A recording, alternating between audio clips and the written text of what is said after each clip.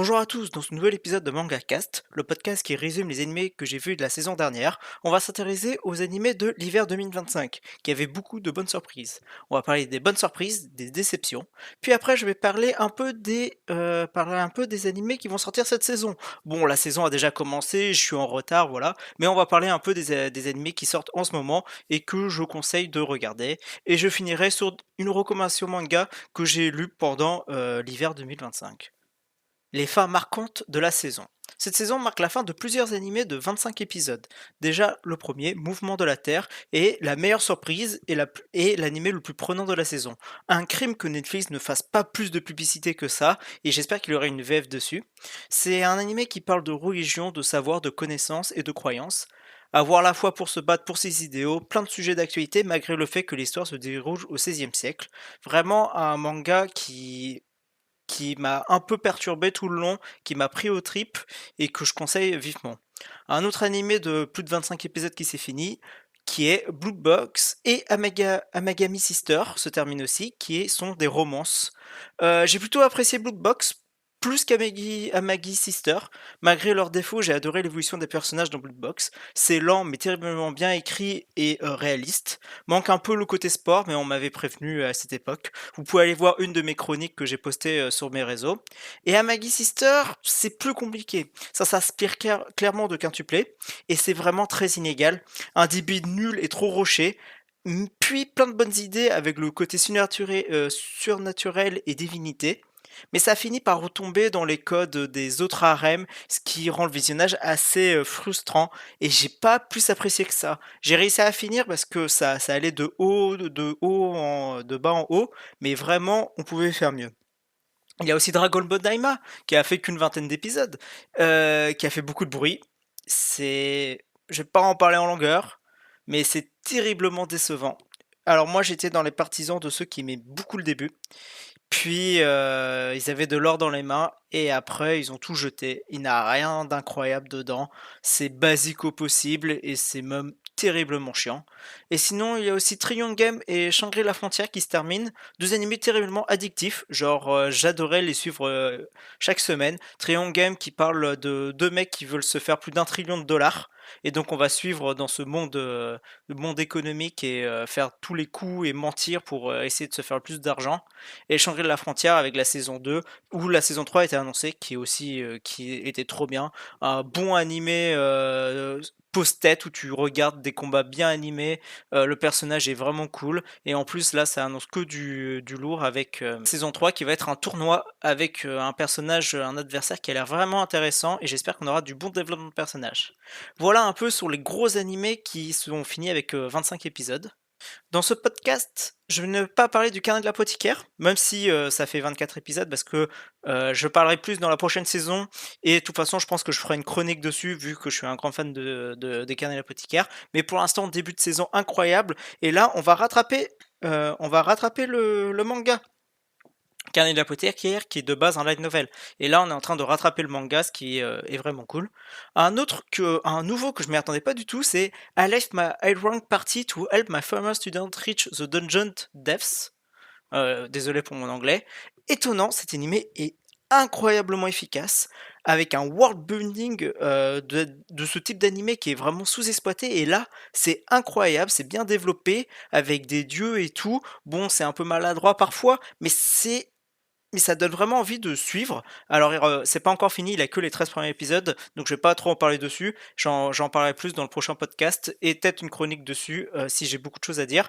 Malgré une animation pas folie, c'est incroyable et il faut un peu forcer un peu avec le début où ça part quand même du postulat de base d'un mec cheaté qui quitte son groupe qui est un héros et donc le héros, le groupe duquel il va quitter, il va tomber en enfer.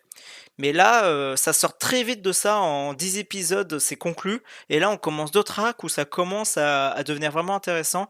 Mais je reste quand même un peu réticent. Ça sort un peu des codes, mais ça reste enfermé dans la boucle fantasy, ce qui est normal parce que c'est ce genre. Donc à voir comment ça évolue. Mais vraiment surpris, je m'attendais pas à grand chose et c'était super. Il y a aussi Sakamoto qui continue. J'attends la deuxième partie pour faire un avis plus concret. C'était vraiment cool. J'ai pas lu le manga, j'ai jamais allé très loin dans le manga, j'ai jamais dépassé les trentaines de chapitres. Donc j'ai pas trop d'avis dessus, mais l'animé est cool à suivre, donc c'est déjà bien. Mais à voir si la saison 2 remonte le niveau, mais pour l'instant c'est un bon animé sans prise de tête. Je vais vous maintenant parler d'une saison pauvre en fantasy isekai. Alors oui, j'ai parlé un peu de celui qui a quitté son groupe là, mais qui fait 26 épisodes, donc je le compte pas vraiment que dans un animé d'hiver. Mais on a eu beaucoup de bouse cette saison dans le terme isekai et fantasy, ce qui est pas étonnant. Hein. Chaque saison on a notre bouse, mais là on a eu vraiment des bouses de merde. Genre on a Neko, où en fait c'est que des scènes de bain où on voit des meufs à poil.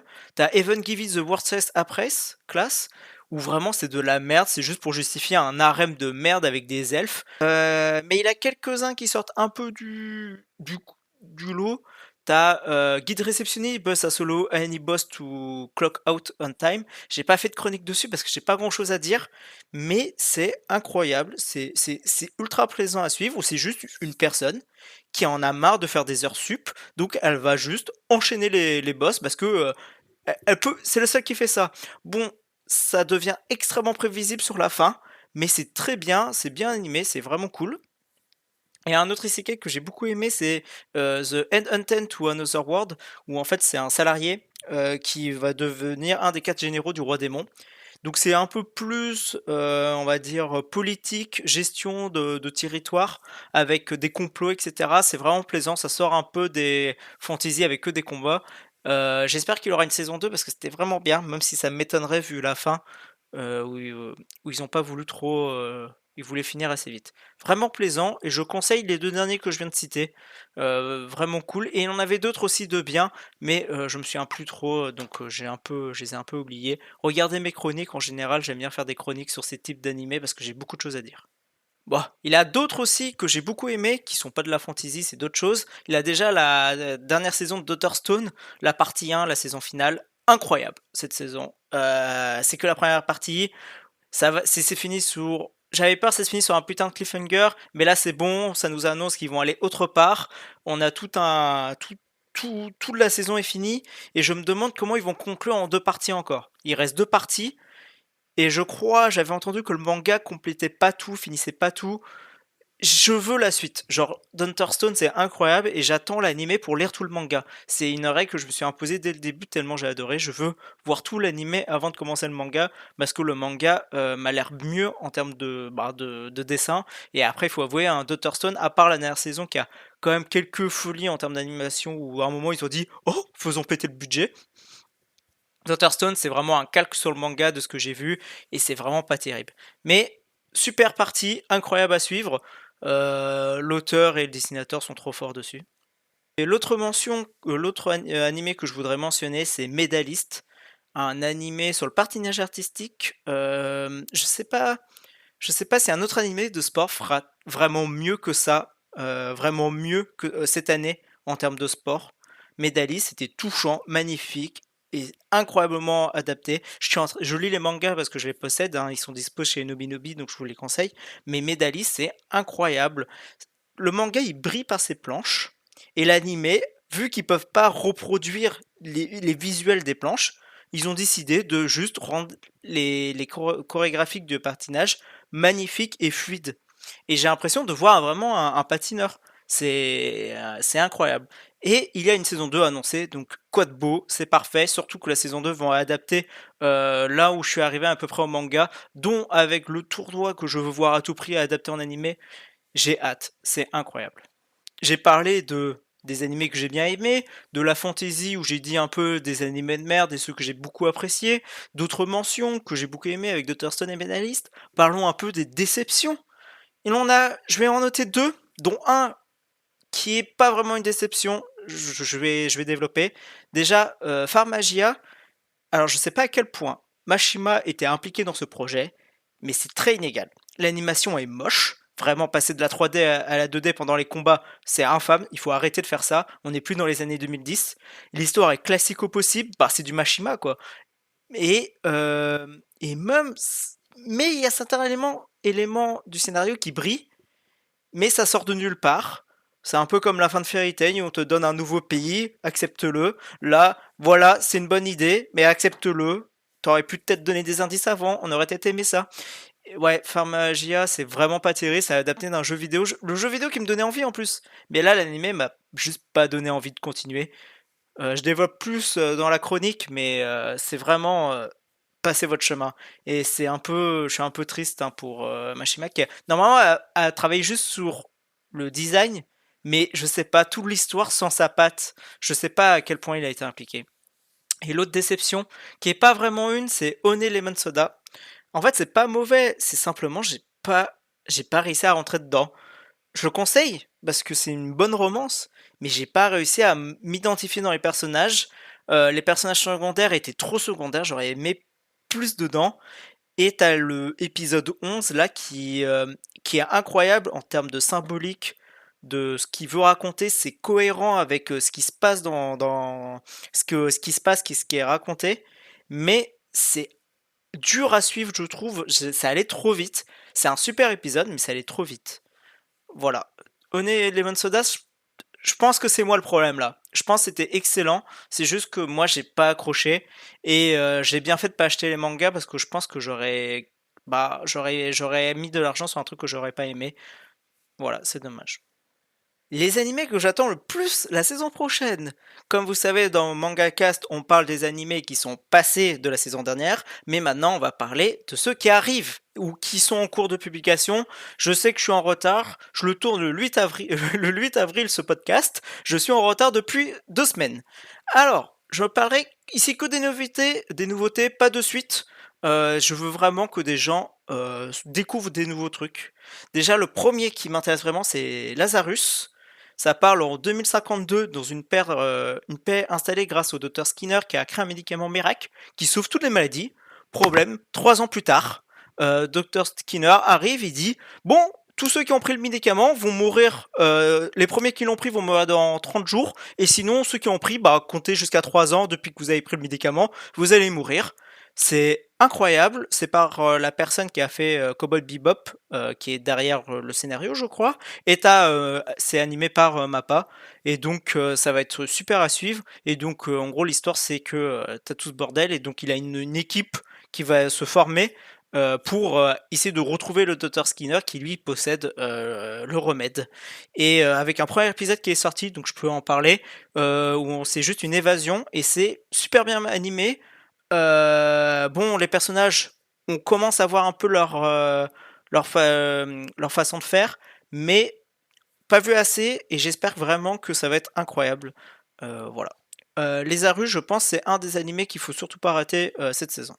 Dans mes habitudes, je regarde beaucoup d'Isekai, et là, j'aimerais parler de From All Country Bumping to Master Swordman, qui est un animé où j'ai déjà lu les scans en manga. Alors vous allez voir que pendant ces manga cast, souvent je vais vous dire que j'ai lu les scans parce que je n'ai pas de vie et je passe beaucoup de temps à lire des scans.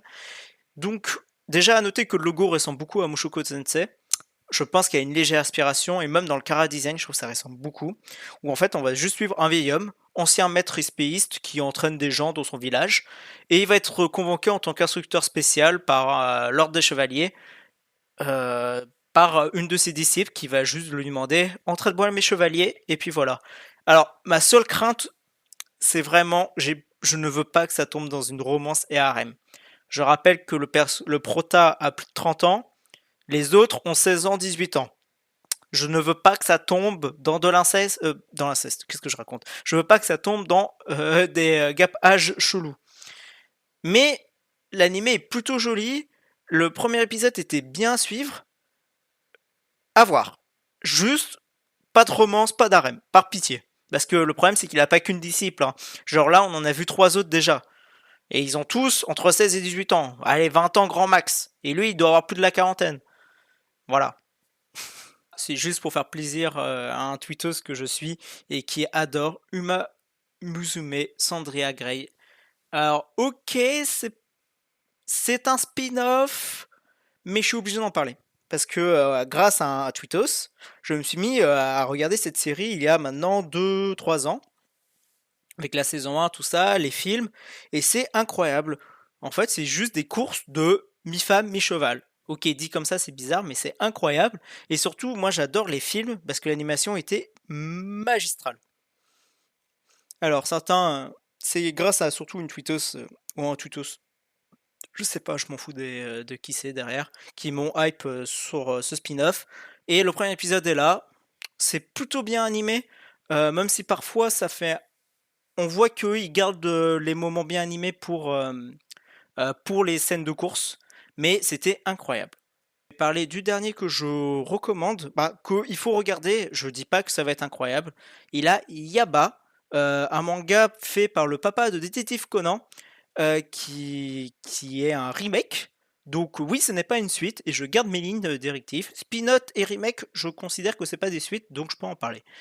Alors, je connais pas trop ce qui se passe dans l'histoire, c'est juste. Alors, j'ai regardé le premier épisode.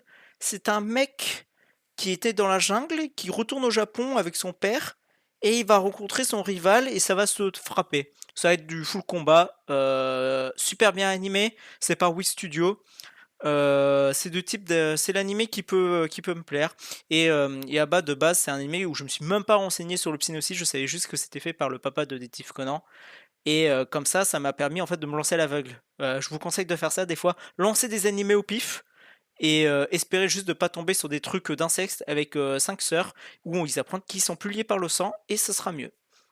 Et pour finir ce manga cast, je vais faire un petit reco. Alors en général c'est soit une reco manga soit animé. Là ce sera sur un manga de sport qui m'a fait littéralement pleurer pendant ma lecture, surtout sur les derniers tomes qui sont vraiment durs.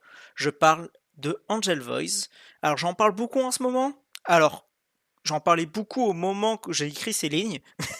Voilà. Angel Voice qui parle de racailles qui sont tous dans un même lycée. Vous faites tous les racailles de tous les collèges sont dans le même lycée. Et par des suites d'événements, pour éviter de se faire exclure, ils vont juste rejoindre l'équipe de foot et tenter de battre la meilleure équipe du tournoi. C'est un manga qui ne brille pas par l'aspect sportif, technique de jeu. Je- de ce que j'ai lu, l'autrice ou l'auteur plutôt ne connaissait pas vraiment le foot. Il avait quelques trucs, quelques règles, mais elle a pas poussé quelques techniques, mais elle a pas poussé très loin. Ce qui en fait fait briller le manga, c'est les émotions et et l'amitié qu'il y a entre ces personnages. En gros, il y a un personnage clé qui justifie toute l'histoire. Et il y a un événement autour de ce personnage qui m'a littéralement brisé le cœur. Mais tellement que je n'osais pas, pendant plus de 2 ans, à finir ce manga. J'étais arrivé tome 35 sur 40, et il restait 5 tomes. Le match final, je n'osais pas regarder. Je ne voulais pas que ça se finisse parce qu'il y a un événement que je voulais pas voir. Et, euh, et récemment, je me suis dit, bon, il faut que je le finisse. J'ai repris du tome 1 et j'ai tout lu jusqu'au tome 40. Et j'ai chialé, hein, il faut le dire. C'était brillant. J'ai rien d'autre à dire. C'était incroyable. Voilà que se termine ce manga cast de l'hiver 2025, le podcast qui résume les animés de la saison à la saison prochaine, qui printemps commence beaucoup, j'ai beaucoup d'animés à parler, j'ai commencé beaucoup de choses, j'ai beaucoup de choses à dire sur d'autres qui sont vraiment pas terribles, hein, les 5 sœurs là qui sont pas liées par le sang, euh, et après il arrive la sainte saison d'été, alors j'espère qu'elle sera elle va être un banger, je vous le dis. J'ai déjà plus de 30 animés prévus regarder cette saison d'été. Et je n'ai pas le temps, j'ai pas de vie à côté. Voilà, donc je vous dis à la saison prochaine et merci d'avoir écouté ce podcast.